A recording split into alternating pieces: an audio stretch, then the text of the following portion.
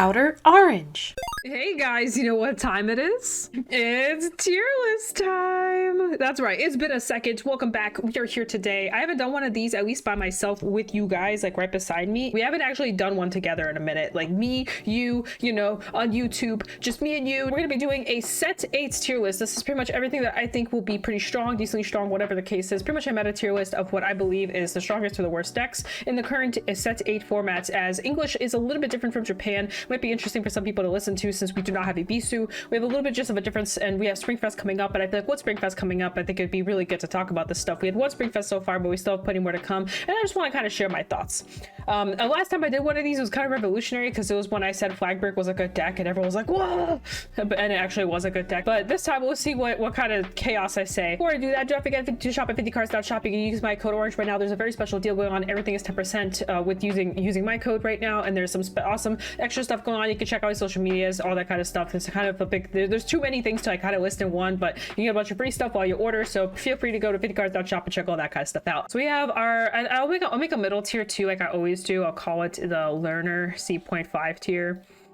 Let's make our C.5 learner tier. This is just the in-between tier. A lot of people always ask me, what does that mean? It's literally just the average. It's just the average tier. In case you guys don't know how the average works, it's just straight in the middle. It's the medium tier. It's not the worst, it's not the best deck. That's pretty much it. There's like no good place to really put it, so that's why we have this order C.5 tier. So first we have Ellis Steel. I think Ellis Steel is right there. You guys can get mad at me all you want. The deck has its moments of shiningness where it kind of breaks through, but right now it really needs a lot of help. There are like some people that argue that this deck, you know, isn't that bad, but I actually think it's pretty horrendous. No offense, like I said, it's really fun to play, but I think it needs a lot. It has its moments. Like I said, there are moments where you can randomly swing for lethal and you have all this high roll stuff like that, and sometimes you sack crits, but you really need to try hard to get into that mindset, and I think the deck is too behind. It needs support, and it did not get any support. I think it got literally one card in the last set that dropped, and it was not a very good card by any means to carry it in any shape or form, so I'm sorry, but out of every deck on this list, I think this is definitely one of the worst ones currently. And if it tops, holy crap, I mean, that's you gotta go to the lottery or something if you happen to top with this list. Throwing Barrow in the learner C.5 tier, and the reason being is Barrow is one of those decks where it either does really well or really poorly. There's really no in between. At max high potential, the deck plays like Astro Poets, where it just blows people out of the game. At lowest, this deck play does absolutely nothing, and you just fall sideways and flop. So I'm putting it straight in the middle because there really is no other good spot for it, in my personal opinion. Some argue this to be one of the worst decks, and some say it's one of the best decks, and honestly I kind of agree, because I hate facing this deck because I don't know which side of the coin I'm going to get, and that kind of sucks in my opinion. I actually do not like decks like this, and this is one of my least favorite decks probably in the format. Next we have Bastion. Bastion is probably somewhere in this B level tier, maybe even average right now. It's kind of in the middle somewhere. It's not a terrible deck by any means. It's not that insane either. I think there is a hope and a future and a lifetime where maybe it can get a top here or there. I expect to see it at Springfest. I expect people to take it. However, even with the unrestriction, I think this deck is falling behind from the other ones. We may move it up. I'll see kind of how this list starts formatting between S and A and B to see if this belongs up here. But I think for now, it can stay in the safe middle ground tier. It's not the worst, not the best. You'll get exactly what you expect. And I think that's that. Buff Sagara, she's getting some new support. She hasn't really got anything right now. I actually think she's an average deck right now as well. She's not terrible, but definitely not the best. Another just normal average deck. So Bruce grade 4. I don't know as much about Bruce, to be honest. It's such an underdog right now. Nobody really talks about it. There's a couple, you know, people here and there. You know, there's the new Derek or whatever card, the really cool looking grade 3 with the glasses. He's kind of cool and all this kind of stuff. And I feel like there might be some underdogness behind this deck, but personally I don't know enough, so I'm gonna throw it in the average tier as well. We're going really through the average. Clarissa or Quasina, I think no, this Clarissa. I don't know why. Oh my gosh, I'm playing too much Highlander. Freaking Quasina.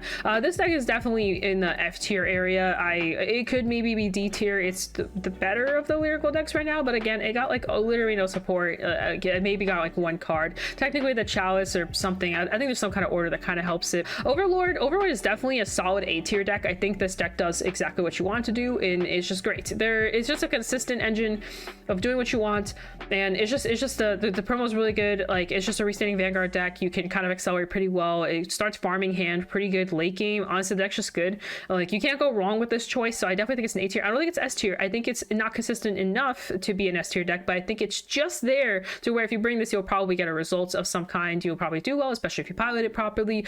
Just keep in mind the deck does have like more of a late game finisher, so this deck performs pretty well into meta decks in my opinion, and not so well into rush decks. I think rush decks pull this deck out of the water pretty quickly. And actually, we'll be talking about rush decks here in a little bit. I think right now we're in a very interesting meta where we're kind of actually back into grade 4 meta, where, you know, if you get to grade 4, you kind of do a lot of cool stuff, but prior to then, you're kind of vulnerable to getting killed. And I think we're back in that meta. So we'll be talking about a little more of that. Eugene is definitely probably here. I know I got a new promo recently. I don't know if the deck got any better. To be honest with you, I don't have that much information. No one's playing it. No one's testing it. If there's something I don't know, feel free to leave it down in the comments below. Tell me your thoughts. I think it's still struggling. I think the win con of like what the Vanguard does just isn't really that crazy. There is the grade 1 build that some people run where they just rush you down from pretty much turn 1. Like the minute they can attack, they just start rushing down. I think there's some hope and chance behind that deck, but some people just run the Overlord as the main Vanguard for that, so have double Vanguard swings. I think that's probably still better, but I don't know. You tell me about Eugene because I'm clueless. Next is Ava. Now I am going to use the results that we've been getting to kind of help me with this, because if I use my own bias, this will probably be lower, but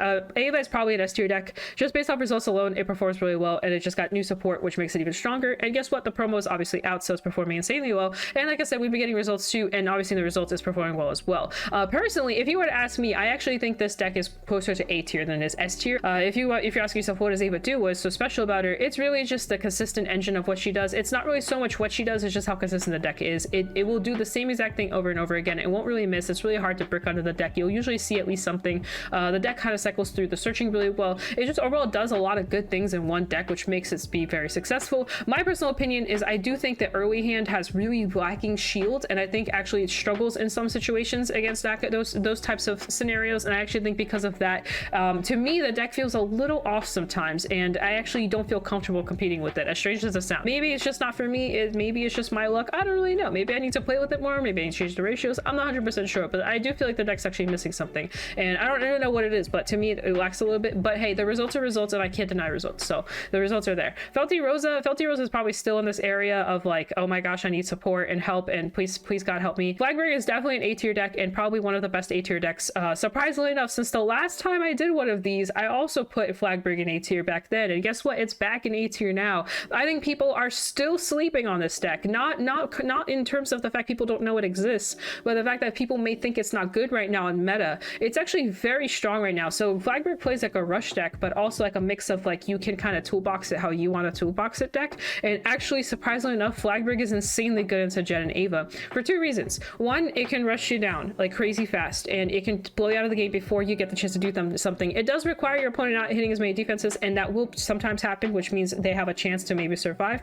But the second reason is the fact that it also draws a lot of cards, which means it can deal with crazy turns that Ava and Jet provide pretty well. And I think both those two things in one deck is actually really good in my eyes. I actually originally thought this deck was going to be lower. I thought it was going to be somewhere around here maybe, but after testing a lot recently for Springfest, I actually truly believe that it is not. We have already seen some results. We've already seen Springfest have results with it, and I'm sure we're going to see more, because I actually think that this deck into Jet is actually really good, and into Ava it's really good, and you're going to see a lot of those types of decks. So if you don't want to deal with mirrors and you'd rather just like beat face, the Flagberg is definitely the answer. Bertia is like a B level deck close to an A level deck.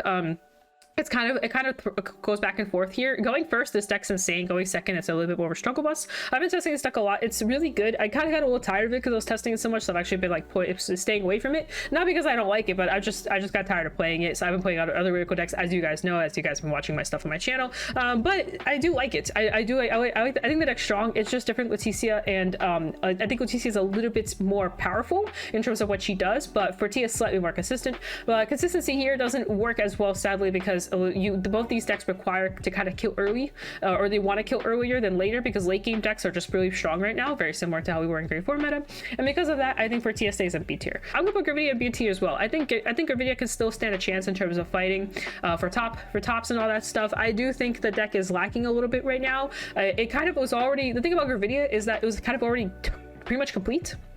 when the deck dropped and when we got new support for it, the deck was kind of fine already. Like it already had everything it needed. But the thing is, other decks started catching up and other decks started getting better support than a better support than Gravidia's been getting. And because the other decks have been getting better support than Gravidia's been getting, Gravidia has been slowly falling off. But it's not that Gravidia is not strong. It's just that there's just been other decks that are also doing similar stuff, that are also drawing, that are also cycling, that are also deck thinning, that are also, you know, swinging and getting massively big and all that kind of stuff. And that's why Gravidia, I think this is a good spot for her. Next we have Greedon. I think Greedon is very much somewhere around here. I think at high roll it's pretty good, but at low roll it does basically nothing. I originally actually thought this deck was going to be a little bit higher, and I even thought it might be in the top 5 contenders for potential world competitions. But world stuff or BRO, I actually thought we would see more of it. But to be honest, I think I was coping, and I admit to it. I think I'm almost positive I was coping. I had more hope for this deck than there actually is. Like I said, it has its moments. Sometimes it goes crazy. I think it depends on the build. Some people really think this deck's like super high. Maybe it is, and maybe we'll see more results of that, showing that maybe there's certain builds you have to try to kind of focus on. But this deck is so unpopular, and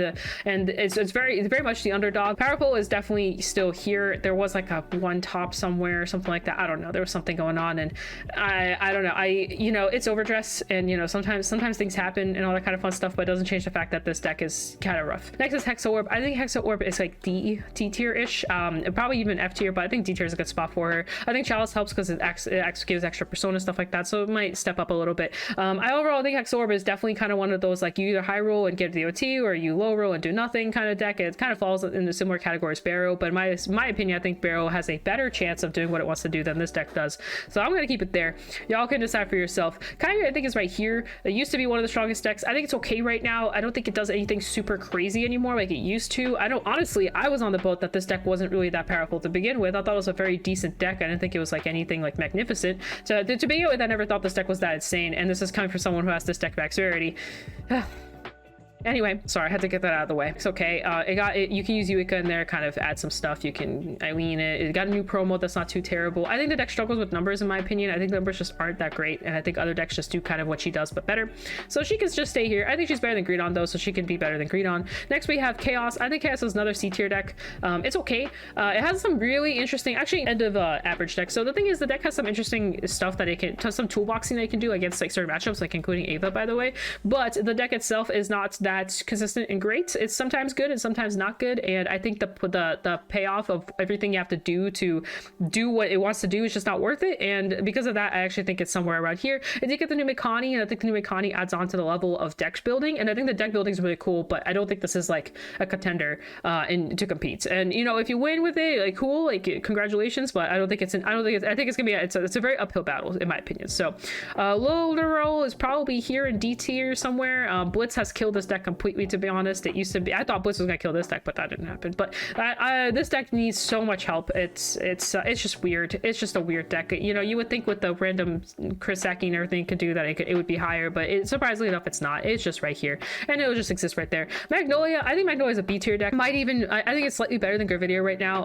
And it's just okay. The deck got Inlet back, which makes it like stronger. I think this deck will actually get a lot better in a set. It's getting some insanely good support. I don't know if the support will be enough to break through what'll be dropping, but the support itself is really good. I read the cards and I was like, holy bejesus, these cards are good. Now the thing is, Magnolia has like a deck space issue. There's just so much you have to run, and just there's not enough room to run all the good cards, and I think it just comes down to like sort of player preference. But I think under the right deck builder, this deck could become insanely solid. I've been testing it myself, and it has its moments, but I feel like the deck is still lacking that touch, that AS tier touch that I feel like the decks above here have. But it did get Inlet back, and Inlet is definitely something good. But again, it's a grade 4 deck, which means that only really starts popping off later on, unless you go for the earlier rush, because you can technically, this deck doesn't really need too much counterblast to really do its thing, but you have to sacrifice hand for that, and it can struggle. But yeah, it's okay. I think the deck performs. I think it can perform, and I think we might see actually like a result or two. We might see it come back a little bit, but nothing aggressive, nothing insane. MOB is probably here. There's a promo that's like dropping right now ish or something like that, so this will probably go up a notch or two.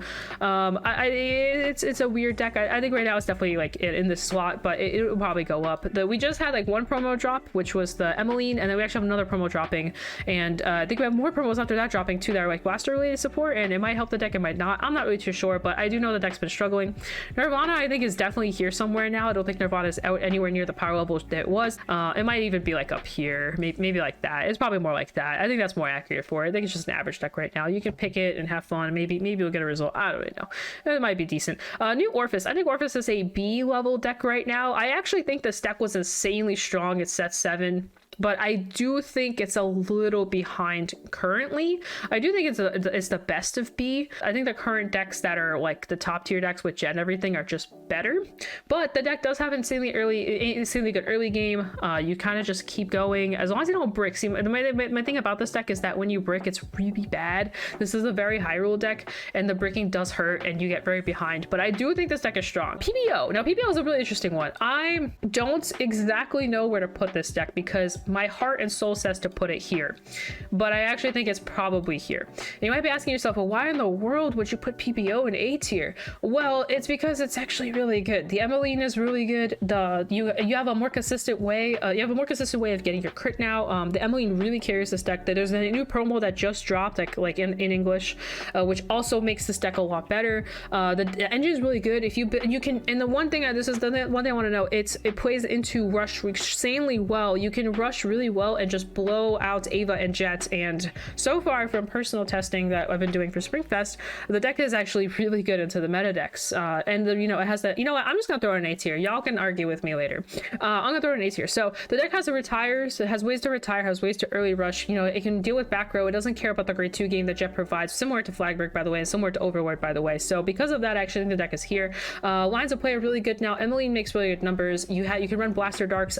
Ava stopped running the binding stuff, so you don't really care if you lose your Blaster Blades anymore. I mean Blaster Darks. And then with the new promo that's literally like just dropped, the one that lets you bring Blaster Dark, retire Blaster Dark, and give it drive checks. That promo is actually really insane in this deck. So I actually think this deck is honestly really solid. I think if you play towards the rush variant of it, where you rush down your opponent, not caring about counterblasts, this deck actually performs insanely well. It also farms hand pretty nicely, and you'd just be surprised. You'd be surprised what this deck is capable of. So I'm gonna throw it in there. Varroa. Now Varroa I think is a B tier, A tier deck right now. So Varroa has insanely good early rush. If you build it properly, you can do some crazy stuff with it right now, and you can grade 2 game if you want, because you have 4 attacks on grade 2 turn. You can do some really good stuff with this deck. This deck's actually kind of spicy, and there's actually some more stuff, kind of like Vanguard Sector stuff you can do in terms of when you're on grade 2, you can actually keep riding like Varroas and stuff like that. You can do some funky stuff, and I actually think this deck is actually not too bad. I think his biggest issue is hand. Everything else is pretty consistent in terms of fighting the Radalinas and all that kind of stuff, but the hand can struggle, and I think that's the hardest part about the deck,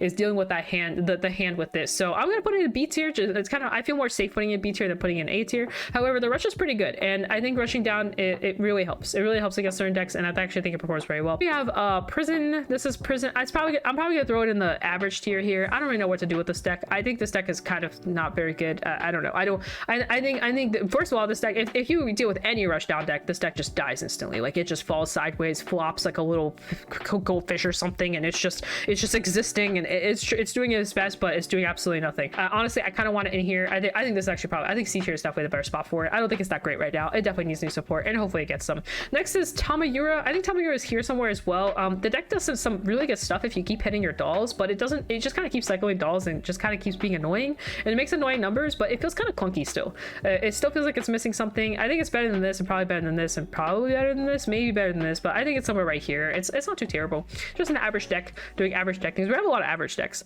Thagria, I think Thagria is low-key B tier. I think if you build towards rush, I think this deck actually performs really well as well. Okay, next we have Ballista. Definitely F tier. Sorry Ballista fans. Trust me, I'm with you. I have my beautiful LSP or whatever it's called, and I'm sad too. Zorga, I think, is low B tier right now. This is Blue Zorga. I don't know if there's Red Zorga. There is a Red Zorga. Blue Zorga. That Blue Zorga has a lot, and I mean a lot of utility.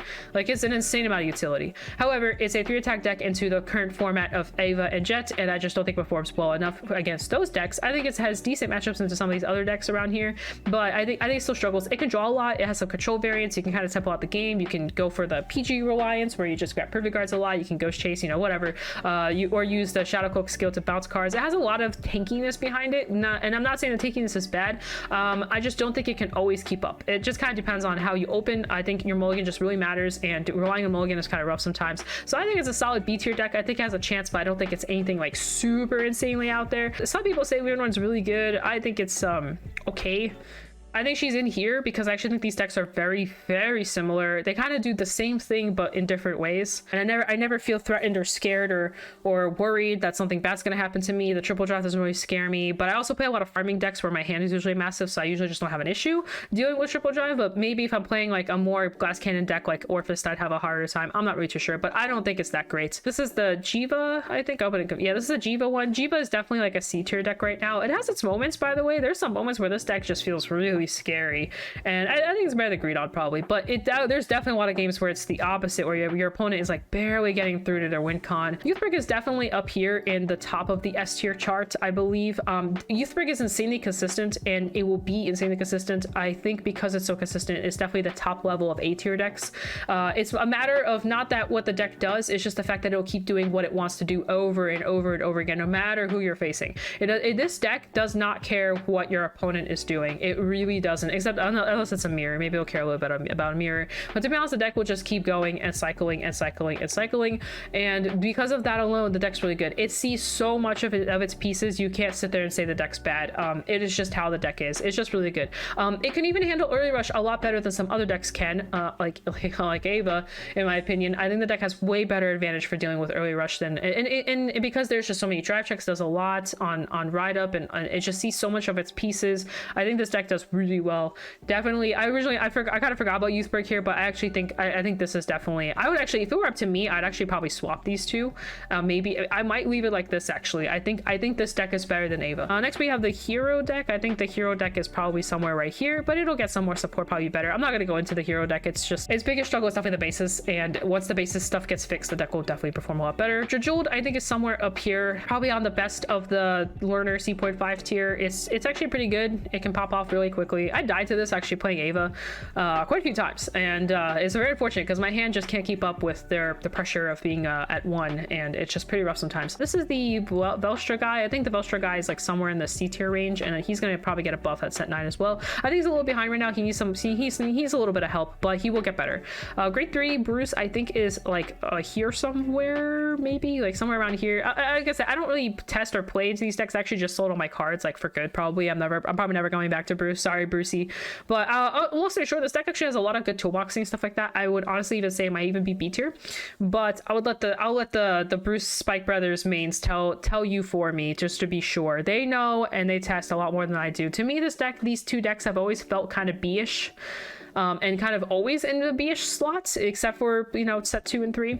And I think they fell off a little bit, but I do think they're really good contenders, and I do think they have shots at competing pretty well, and I think they have their moments where they really shine. So Jochi, so people say this deck has like some level of goodness behind it. I don't really know. I haven't tested into this deck. I don't really know too much about it. I'm gonna throw it in C tier. Y'all can figure out if it's not C tier. Lukier, in my opinion, feels like a lower kind of it's somewhere like right here. It feels okay. I feel like she does the same thing over and over again. The consistency is pretty decent, but I don't think the deck really has a kill turn. It sounds like it does, and then like you kind of face it, and then it doesn't really feel like a kill turn. I feel like other decks kind of do what she does a little bit faster. It's just a 4-attack deck essentially with decently large numbers, especially under Persona. But honestly, a lot of these other decks also have pretty large numbers that can attack 4 times under Persona and all that kind of fun stuff. The only thing I like about this deck is that you can keep putting your stuff back into Soul and kind of bring it back out, kind of keeping your stuff more safe. But otherwise, I think this deck is just a solid average deck that you can take. Archite. Now, Archite's an interesting one. I actually think Archite is right here.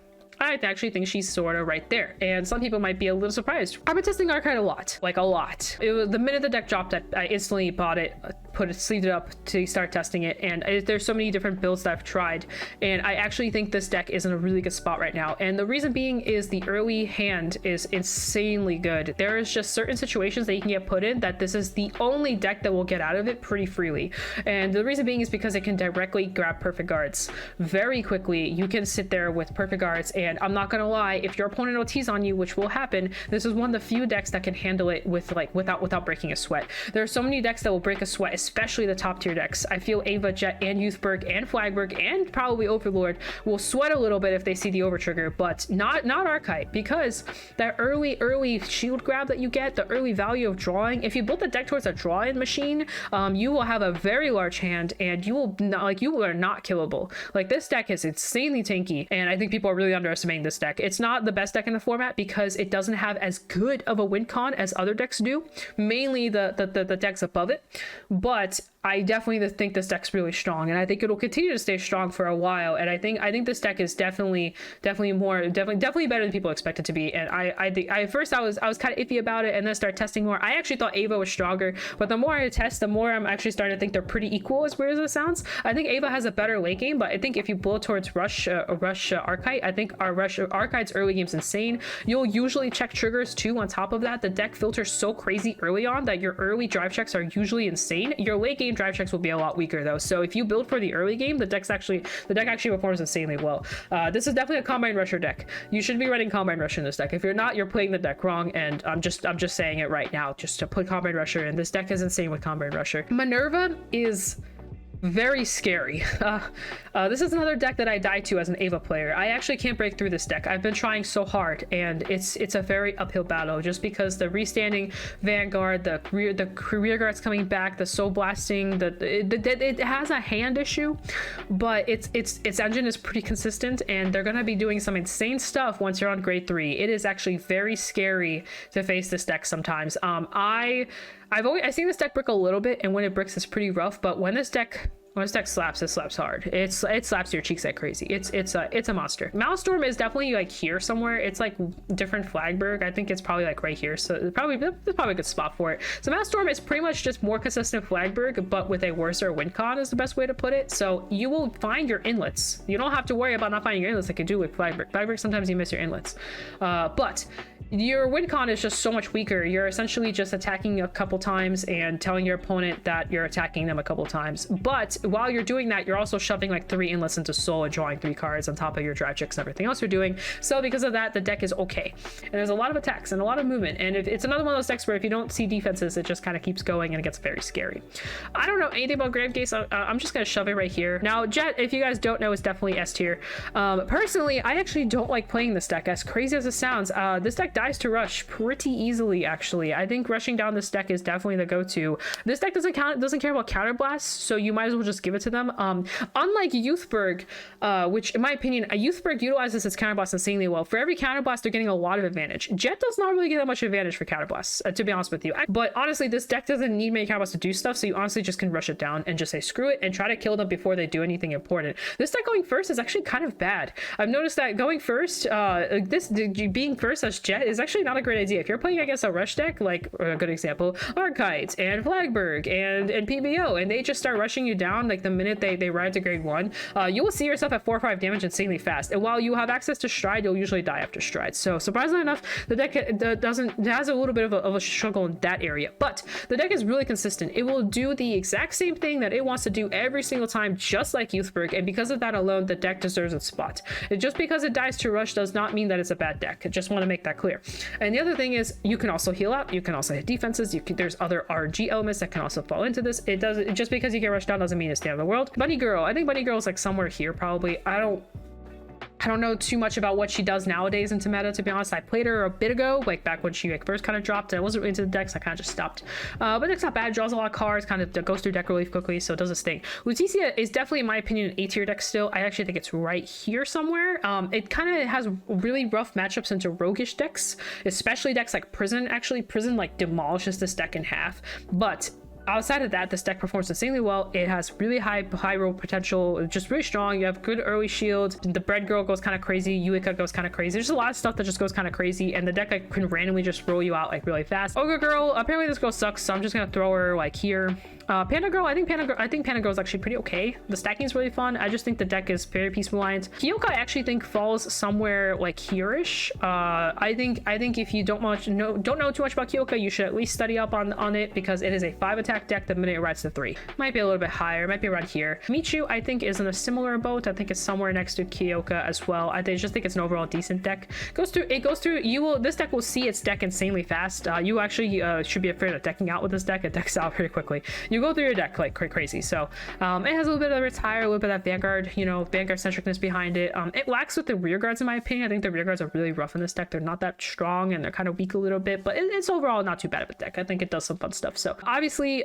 we don't have Ibisu, so I'm putting her in F tier, not because she's not in F tier, but because we just don't have her. I'll just make another slot so people don't start asking me questions. They're gonna start asking, why is this an F tier? It's like an S tier deck. What? Not in EN. So this deck is not in EN, so we're just gonna throw it in there so people don't yell at me. Don't yell at me.